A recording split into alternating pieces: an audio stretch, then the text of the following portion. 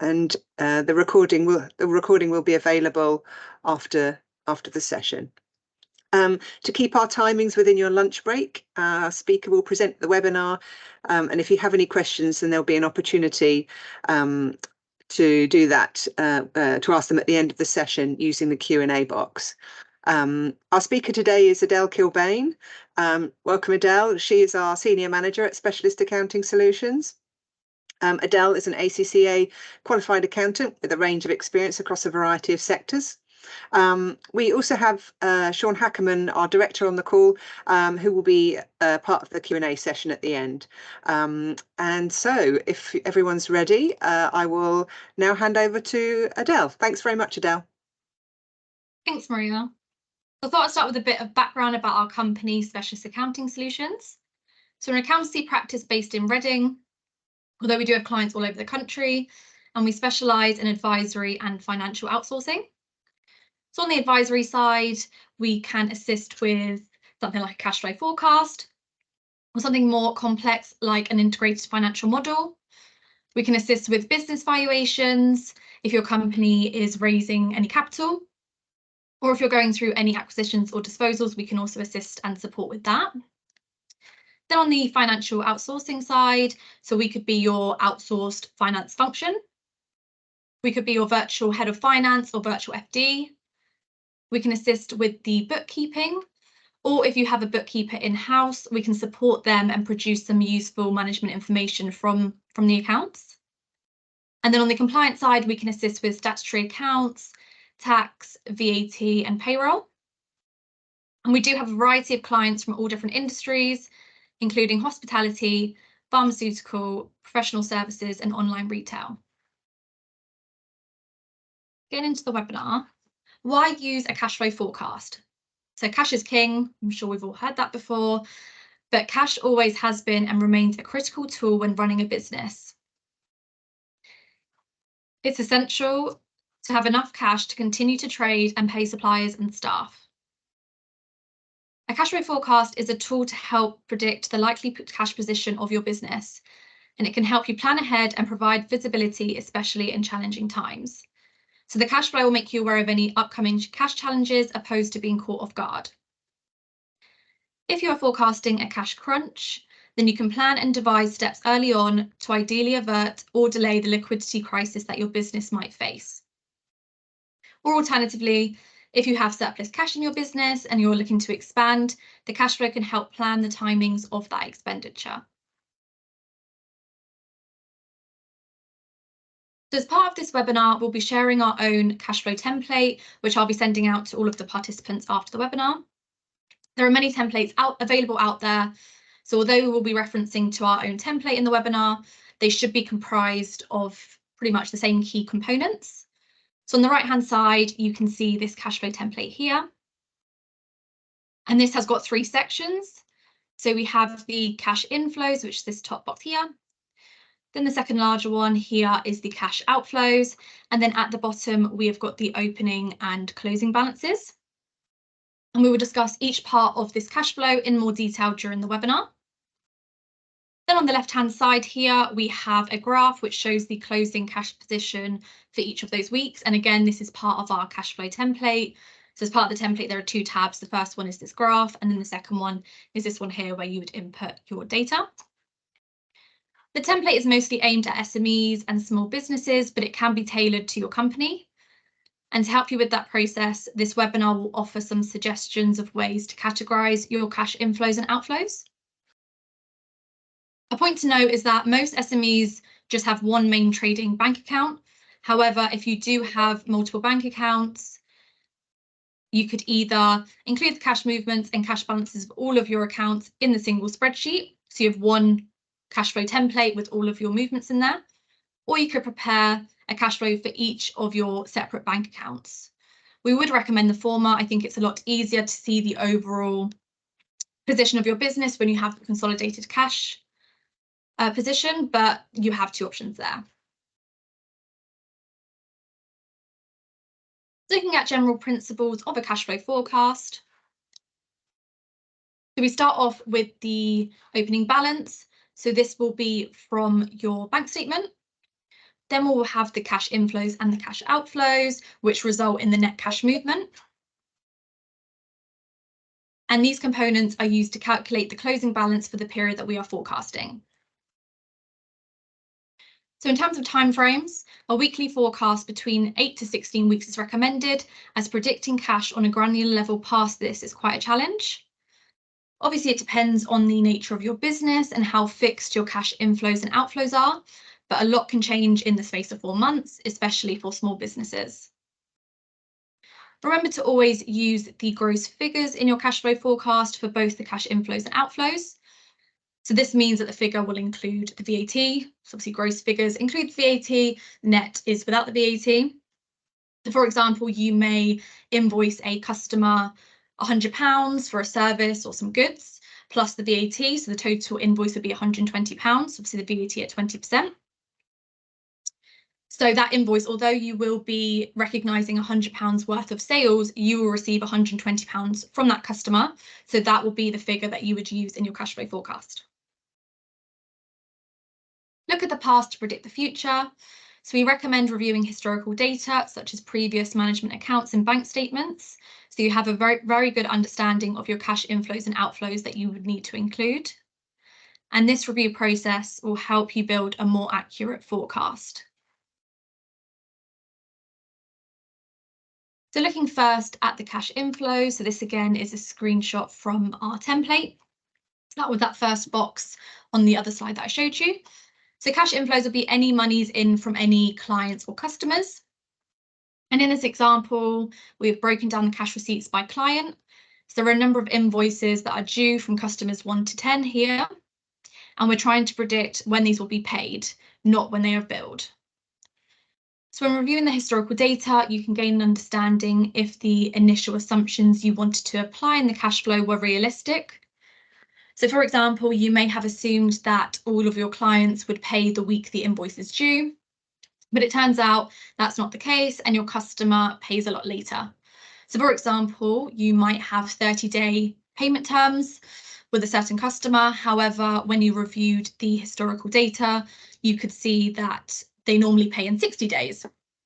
And that will be the assumption that you will need to apply in your cash flow, as that is the most likely scenario to happen, as this cash flow should reflect a real life scenario and it should not be too over optimistic. We generally would say to be more prudent than over optimistic, especially with cash inflows. If you're unsure that that amount is going to be coming in from a customer, it's better not to put it in than put it in and overinflate your closing cash balance. Next, looking at the cash outflows. So again, we've got this screenshot from our template. We find it really helps our clients to categorise the types of expenditure in their business. So you can see on this spreadsheet, we've got the major categories of expenditure that most businesses incur, and you can add or amend these categories as you see fit.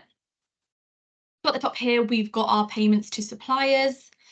Then we've got our staff costs. So this will be salaries, pension, PAYE and NICs. Then we have other taxes, so VAT and corporation tax. The next category is rent and rates.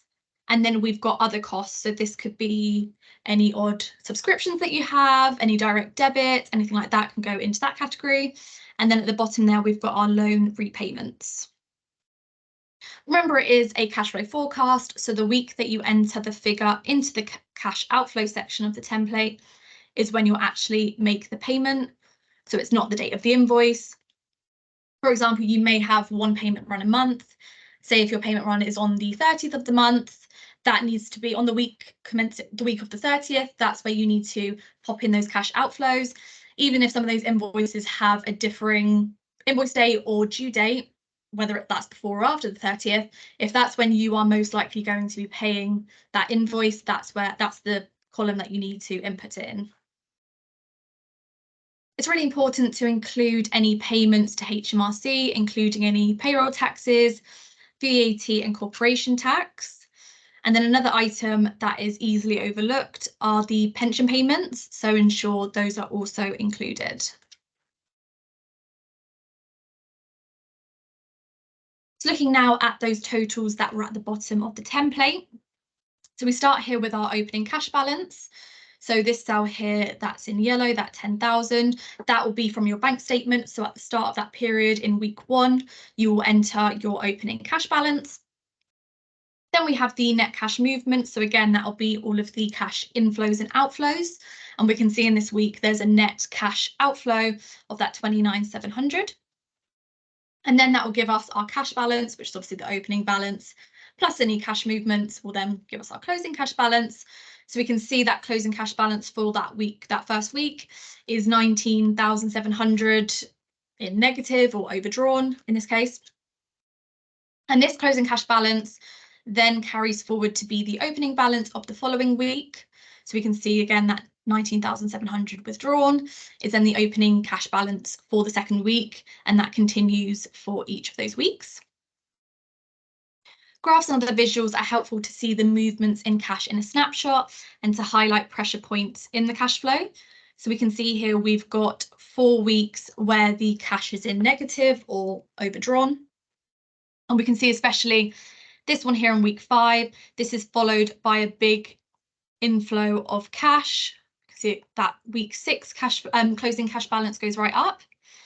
So just looking at this higher level, we could say possibly some of the payments that went out in week 5 could be delayed until week 6 so that we aren't in negative cash or overdrawn for that week 5. And just generally, if you do have some negative cash points, we would suggest reviewing and delaying payments, chasing up debtors, or even possibly reviewing your overdraft facility or seeking funding. But obviously, that does depend on your business, and this is just a high-level snapshot.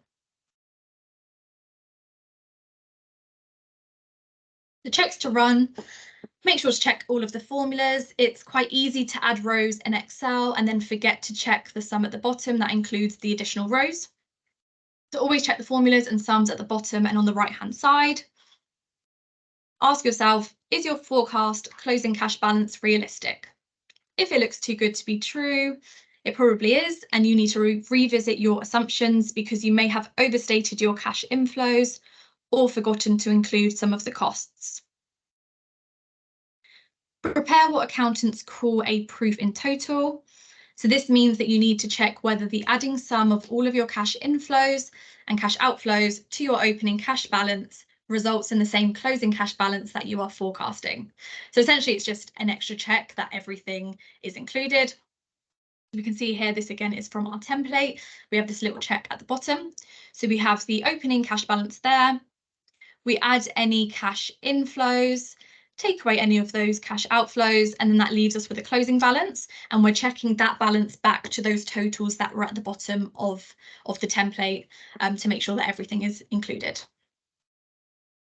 After the period has passed, compare the cash flow to the actuals in the bank statement to see if your forecast was accurate. So this is a really good check. So after the week's passed, compare your actuals in your bank statement to what you had in your cash flow forecast. So have a check if the cash inflows that you're predicting to come in, did those come in?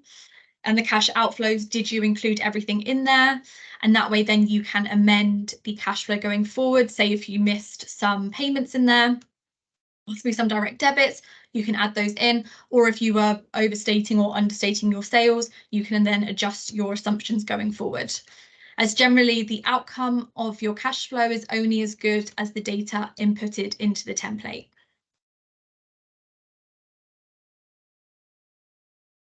So using the cash flow to make decisions. So we do say this quite a lot here, but better management information leads to better business decisions. So having a robust and realistic cash flow forecast can really make the difference when you have to make key decisions in your business. For example, recruiting a new member of staff, you might be buying a new piece of kit, or expanding into new areas which require a lot of expenditure. Whatever your challenge is, if you invest the time into preparing and updating your cash flow regularly, it will help you make better decisions. If you're at an inflection point and want to build a picture of what happens if, then you can run different scenarios and use different assumptions in the cash flow to see the position of your business in these different scenarios. Again, the cash flow will help your decision process and coming to a robust conclusion. If you think you'll be facing some cash flow challenges, then we would always recommend a short-term cash flow forecast. You might wrongly assume that you need to raise a certain level of funding, but without spending the time on a forecast, how will you know if the figure you're working with is about right? Having a good handle on cash and understanding if you could potentially pay some suppliers early to get some discounts can help build a more solid business relationship. So, for example, some suppliers do offer some early payment discounts, and having the cash flow forecast can help you do this and understand the risks if there are any. That's everything from me on the webinar. I'll pass back over to Maria, who will run through some of the questions, but I will leave this slide on the screen in case any of you would like any further information and would like to get in touch. Great, thanks very much, Adele. That's really helpful. Let me just make sure I've unmuted Mr. Hackerman here. Can you say something, Sean, just to do a quick check that you're... Oh, great. So if you do have any questions, feel free to put them in the Q&A box, which we've got on this platform. We did have some questions that were sent through in advance. One of them is, so if you're starting a new business and don't have historic numbers, can you still do a cash flow forecast, or if not, when do you start? So I would suggest starting to use a cash flow straight away, especially if you're starting a new business and your funds are limited, which is quite common in a new business. So I would say populate any known costs that you have. So could be salaries, rent, or any loan repayments, if that's applicable. But as there will most likely be no sales in there, it's important to start the cash flow forecasting early to understand how long your cash will last. Great, cool, thank you. We did have another question. How often do you recommend the cash flow is updated? So I think when you're first starting out with the cash flow forecast, I'd recommend reviewing quite regularly. So I would say every 1 to 2 weeks to ensure that your assumptions are correct. Then once you have got these assumptions confirmed or more robust, I would still suggest updating quite regularly. So maybe every 3 to 4 weeks, depending on the cash position of your business. Like if you're in more a cash crunch, then update the forecast more regularly so that you're watching this cash on a granular level until you're then out of the critical cash position. But even if you're not in a critical position, I think it is useful to update, every 3 to 4 weeks or monthly. Great. There was one question that said, what should I do if I will be hiring a new member of staff? So your starting point would be the gross salary of that member of staff. And say if they started halfway through the month, then you'd only include half of that gross salary. Then you would need to add Class 1 employers' national insurance on top of that, which is that 13.8%. You then start paying the employer's national insurance after a particular threshold, which is known as the secondary threshold. And just generally for auto enrolment, you'll need to add the 3% of their gross salaries as estimated pension contributions.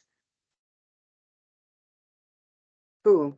We've got, there was one more, we haven't had any from anybody listening, but please do post any if you have any. The other question was, what should I do if I've not yet received a supplier invoice for the later weeks shown in the cash flow forecast?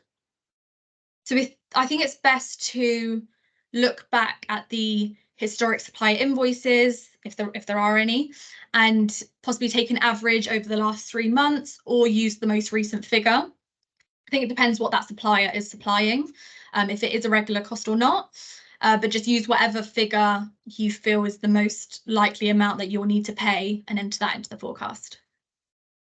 Brilliant, cool. Sean, did you have anything you wanted to add? No, I think Adele's really captured everything very, very well. So yeah, I mean, going back to the first question, I think, if you want to calculate this cash runway that you have as a new business, I think it would be good practice to start doing the cash flow, as Adele said, right from the beginning, because your cash runway could be quite critical in the first few months, could be quite important.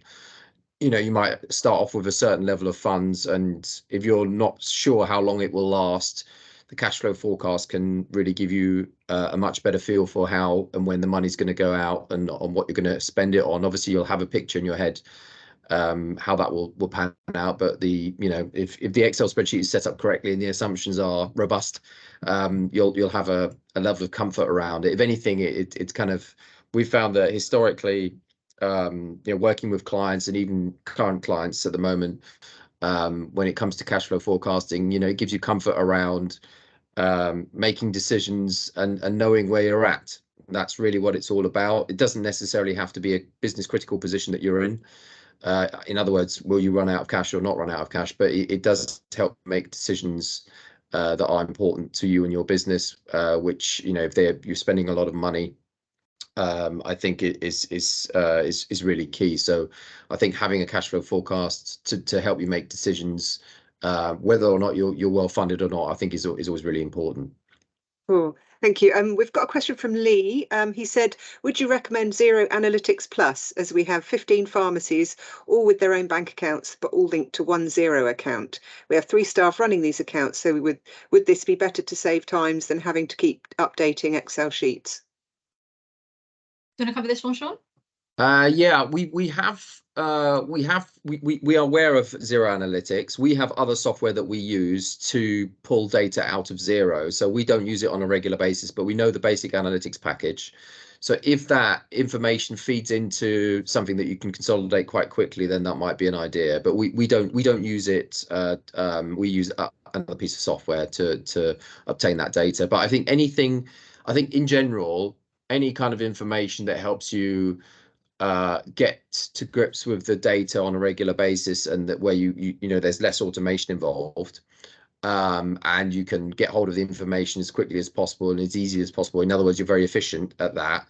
If whether it's Analytics Plus or something in QuickBooks or whatever other package you run, I think that should be taken advantage of. And you can always see whether it's worthwhile use it on a trial basis, this Analytics Plus package, see whether it works for you, and if it does, it does, and if it doesn't, then you ditch it and try and use something else. But I think anything that you can get hold of information quite quickly and efficiently, that's definitely the case.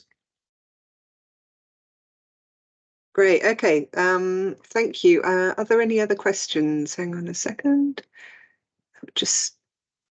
Oh yeah, Lee says thanks for answering. Fab. You're welcome. You're welcome. Yeah. So if there are not any other questions, we have got a question from Paul, but it's more general about accounting firms. We can pick that up after. We can speak to Paul after the webinar. It's sort of what value can a sole trader versus a large accounting firm offer.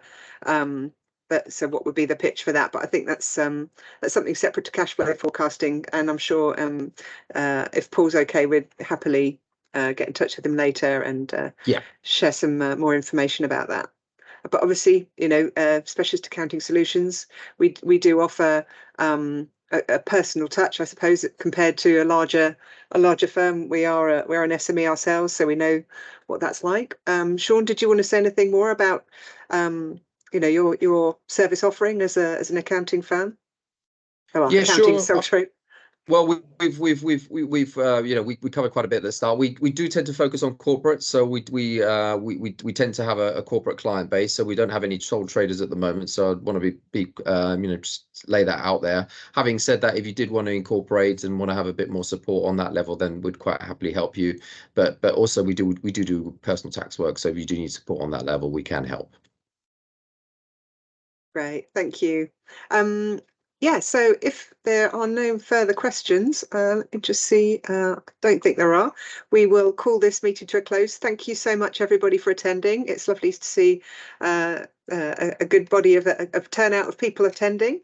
Thanks to Adele for her presentation, and thanks to Sean. Thank you, everyone. Have a lovely afternoon. Thank you. Bye-bye. Thank you. Bye. Bye.